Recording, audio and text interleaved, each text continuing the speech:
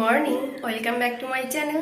আশা করি তোমরা সবাই খুব ভালো আছো। আমিও খুব ভালো আছি। বুলিশ ব্লগের সাথে নতুন আরেকটি ভিডিও নিয়ে আবার চলে এসেছি। আর আজকের ব্লগটি আমি শুরু করেছি রান্নাঘর থেকে।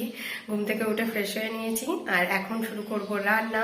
চলো ফ্রেন্ডস, বেশি কথা না বলে রান্নাটা শুরু করে দিই, কারণ অনেকটা টাইম পেরিয়ে গেছে, টিউশন রয়েছে, তাড়াতাড়ি করে রান্নাবান্না কমপ্লিট করে আমাকে টিউশন বেরিয়ে যেতে হবে। আর ফ্রেন্ডস, তোমরা যারা আমার ভিডিওটি দেখছো অবশ্যই আমার ভিডিওটিকে লাইক করো আর কমেন্টে জানাবে আমার ভিডিও তোমাদের কেমন লাগছে। তার সঙ্গে সঙ্গে যদি আমার চ্যানেলটিকে সাবস্ক্রাইব না করা থাকে তাহলে অবশ্যই সাবস্ক্রাইব করে দিও আর পাশে থাকা বেল আইকনটিকেও প্রেস করে দিও। আর ফ্রেন্ডস, যদি ভিডিওগুলো ভালো লেগে থাকে সত্যি সত্যি, তবে ভিডিওগুলোকে শেয়ার করে দিও। চলো ফ্রেন্ডস, আর বেশি কথা না বলে রান্নাগুলো শুরু করে দিই, তারপর তোমাদের সঙ্গে রান্নার মাঝে মাঝে একটু একটু দেখা করবো।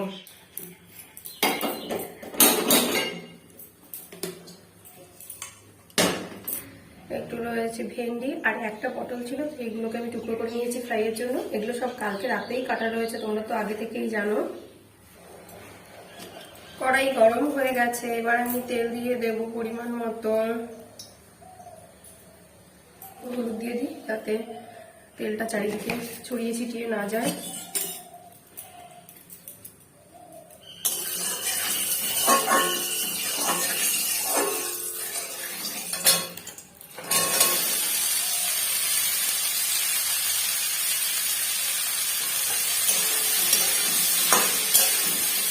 হলুদ তো দিয়ে দিয়েছি আগে, এবার দেবো একটু লবণ।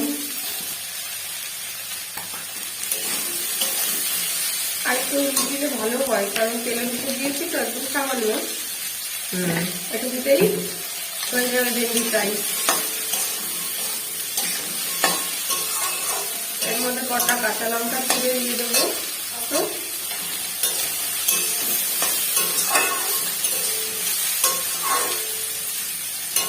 এবার একটা কিছু ফোড়ার জন্য ঢাকা দিয়ে দেবো। এবার ঢাকাটা খুলে দেখি কি হয়েছে। এই তো খুব সুন্দর সিদ্ধ হয়ে গেছে। এবার এটাকে সুন্দর করে ফ্রাই করে নেবো।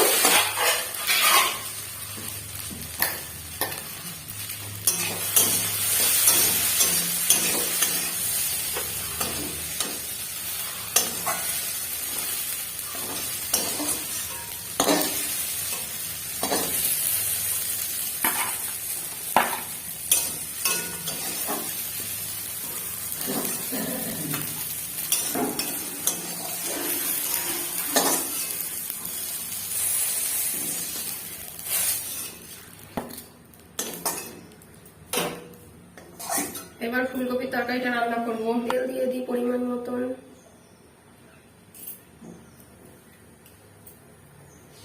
এটুকুতেই হয়ে যাবে। এবার তেলের মধ্যে আগে একটু হলুদ গুঁড়ো দিয়ে দেবো। হলো, তেলটা গরম হয়ে গেছে।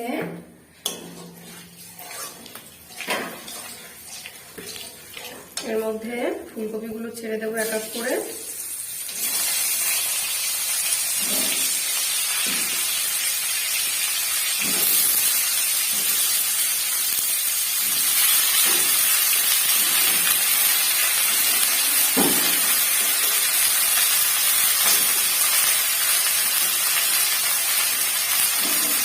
আলুগুলো তো দিয়ে দেবো আমি।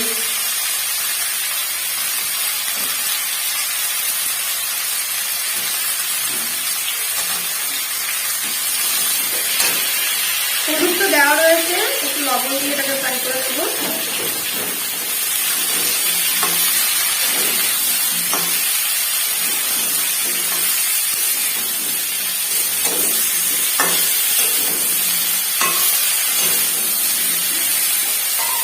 একটু ঢাকা দিয়ে ফ্রাই করবো, তাহলে সেদ্ধও হয়ে যাবে আর সুন্দর করে ফ্রাই করাও হয়ে যাবে।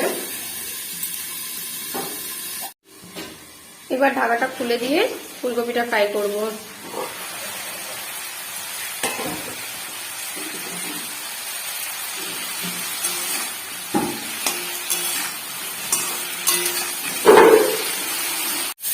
আলু আর ফুলকপি ফ্রাই হয়ে গেছে, এবার এগুলোকে নামিয়ে নেব।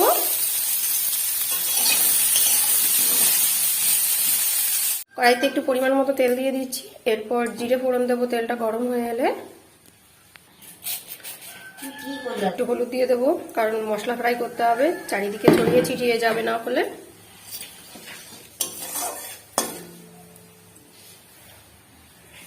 এবার এর মধ্যে এই দেখো ফ্রেন্ডস, আধা বাটা পেঁয়াজের পেস্ট দিয়ে দেব। পেস্টটাকে দিয়ে একটু ফ্রাই করব।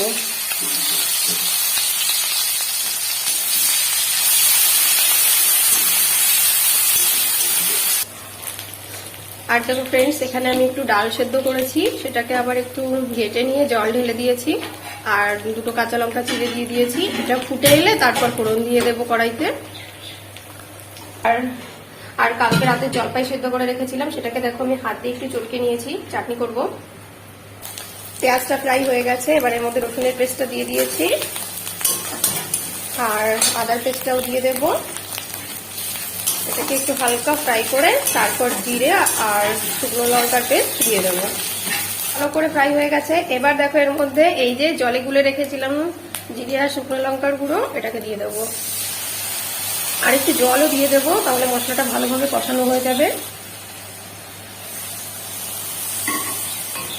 এবার মশলাটাকে সুন্দর করে কষিয়ে নেব। মশলাটা কষানো হয়েই গেছে। এবার এর মধ্যে আমি ভেজে রাখা আলু আর ফুলকপি দিয়ে দেবো। এটাকে হালকা করে একটু নাড়িয়ে চাড়িয়ে তারপর জল দিতে হবে।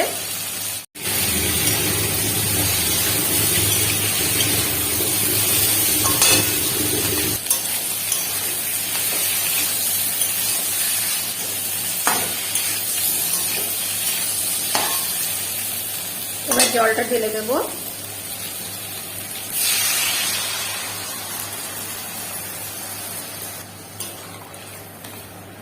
এটুকু ঝোলেই হয়ে যাবে, কারণ ঝোলটা একটু শুকিয়ে যাবে, এটুকু জলেই হয়ে যাবে। আর ঝোলটা ফুটে এলে আমি খয়রা ইলিশ মাছগুলোকে এর মধ্যে ছেড়ে দেবো। কালকেই তোমাদের দেখিয়েছি খয়রা ইলিশ মাছ।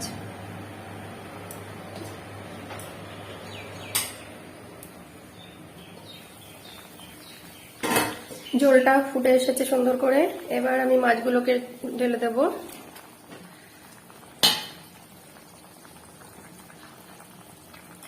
আজকে এর মধ্যে আর গরম মশলা দেবো না, কারণ খয়রা ইলিশের একটা আলাদাই সেন্ট থাকে, যেটার জন্য তরকারিটাও খুব টেস্টি হবে আর একটা স্মেল বেরোবে দারুণ। গরম মশলা দিলে সেই স্মেলটা আর পাওয়া যাবে না।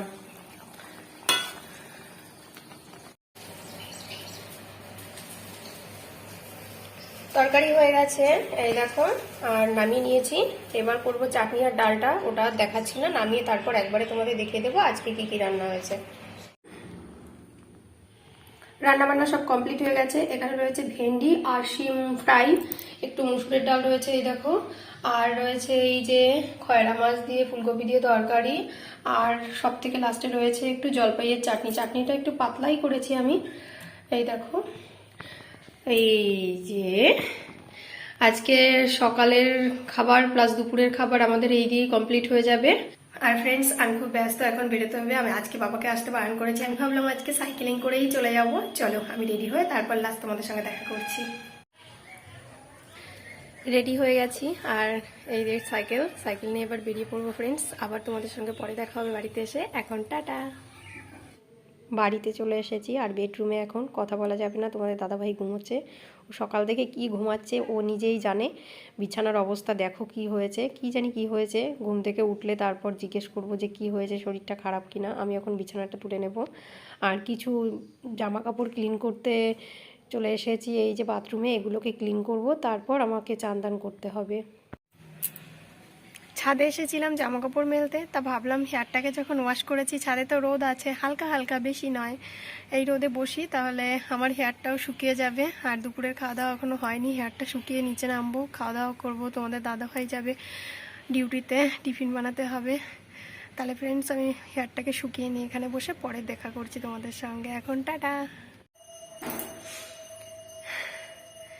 ছাদ থেকে নেমে খাওয়া দাওয়ার পর একটু ঘুমিয়ে পড়েছিলাম, আর এই উঠে এলাম।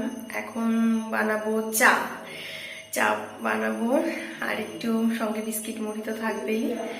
রাত্রে রুটি হবে। চলো তাহলে চাটা বানিয়ে নিই, একটু দুধ চা বানাবো এখন। চায়ের জলটা বসিয়ে দিলাম, জলটা ফুটবে, তারপর এদিকে এই যে দুধটাও গরম বসিয়ে দেবো আমি এখন। চায়ের জল তো ফুটছে, আমি সেই সুযোগে চলে এসেছি আবার বেডরুমে। দুপুরবেলা দেখেছিলে আমি হেয়ার ওয়াশ করেছি, কিন্তু ঘুমিয়ে পড়ার জন্য হেয়ারটা ভালো করে শুকানো হয়নি। ছাদ থেকেও নেমে পড়েছিলাম, তাড়াতাড়ি করে খাওয়া দাওয়া করতে হবে দুপুরের, ওই জন্য। আর ঘুম থেকে উঠে দেখো চোখ মুখ ফুলে গেছে ঠান্ডায় পুরো। এখন যদি আমি হেয়ারটাকে ড্রাই না করি তাহলে রাত্রে আমার অবস্থা আরও খারাপ হয়ে যাবে। দেখি সেই জন্য আমি একা একাই হেয়ার ড্রায়ার দিয়ে চুলটাকে ড্রাই করছি। খুব প্রবলেম হচ্ছে, কিন্তু একটু একটু করে ধীরে ধীরে একটু ড্রাই করে নেব। তোমাদের সঙ্গে সেটাই শেয়ার করছি। তারপর আবার রান্নাঘরে চলে যাব। জলটা ফুটে এসেছে, চিনি দিয়ে দেবো।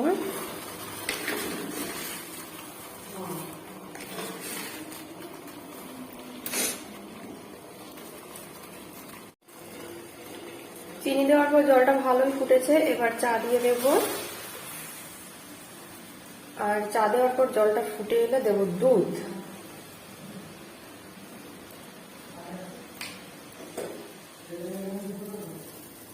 এবার দুধ দিয়ে দেবো পরিমাণ মতো।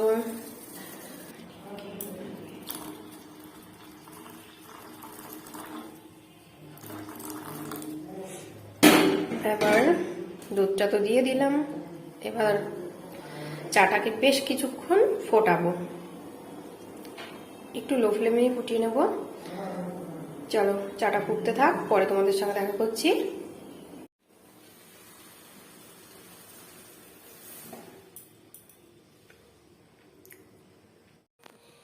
সবাইকে চা দিয়ে দিয়েছি, আর ফ্রেন্ডস আমিও চা নিয়ে নিয়েছি। চায়ের সঙ্গে নিয়েছি অল্প কটা ছোলা ভাজা, আর দেখো কটা মুড়ির মধ্যে চানাচুর দিয়ে একটা কৌটায় ছিল।